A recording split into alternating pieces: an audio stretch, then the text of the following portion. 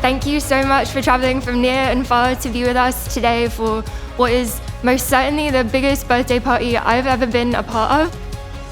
Sometimes when we look back and see the Nobel Prize, 7 offices around the world, 600 million lives touched, it can be tempting to think that this was all going to turn out this way.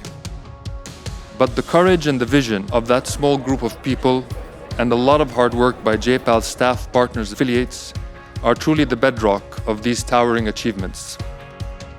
We keep talking about the movement. The movement is made of people who experience poverty, of people who work directly with people who experience poverty. And I want to hear from them.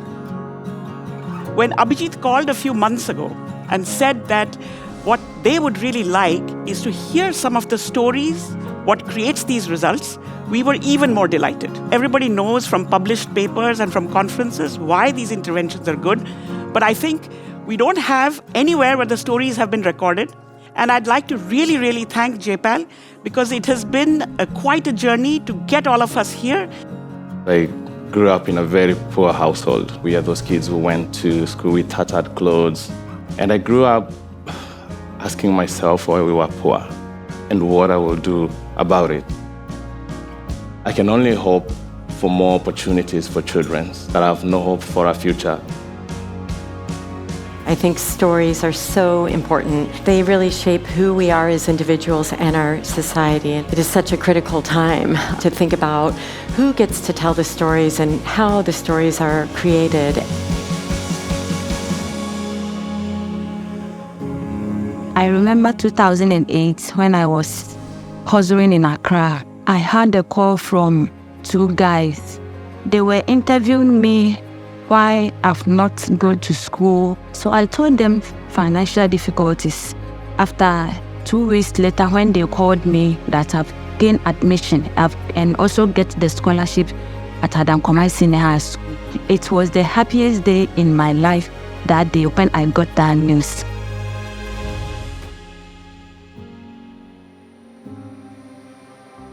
We should never get too excited by any one study. We learn a lot, but everything's building on something else, and we learn something, but no one study ever completely shuts the door and answers all questions. We're really on the cusp of what is going to come with generative AIs. And I think we're starting to see more experimentation in the social sector, but not enough yet is one thing I would posit. And I think the more that we do not come to this table together in this moment, we'll miss out on that potential and that opportunity. Can I just say very self-servingly, that's exactly what J-PAL can help you do. This is what we do. We do experiments. So anytime you are thinking about these things, think about J-PAL because I think we can be part of that.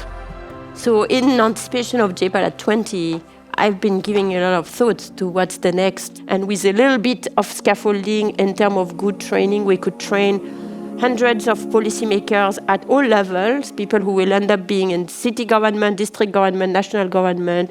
Thanks to Committee Jamil, we are able to start this effort. But my hope and dream and my work, my single-minded work for the next few years is definitely to extend that network model to the education.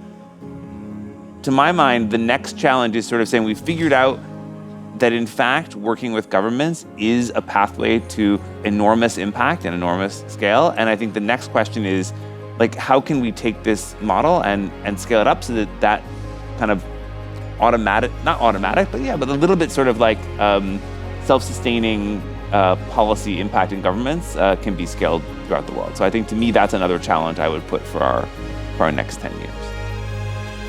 J-PAL is what it is because of the creativity of the researchers. It is what it is because of the commitment of the staff. It is what it is because of the implementing partners. It is for donors like many in this room who believe in funding hard science. It's because of alumni like you. It is because of the survey respondents, the participants in our studies who just open up their doors, their houses to us. So to every one of you who are here and who are not here, a massive thank you for allowing us to turn 20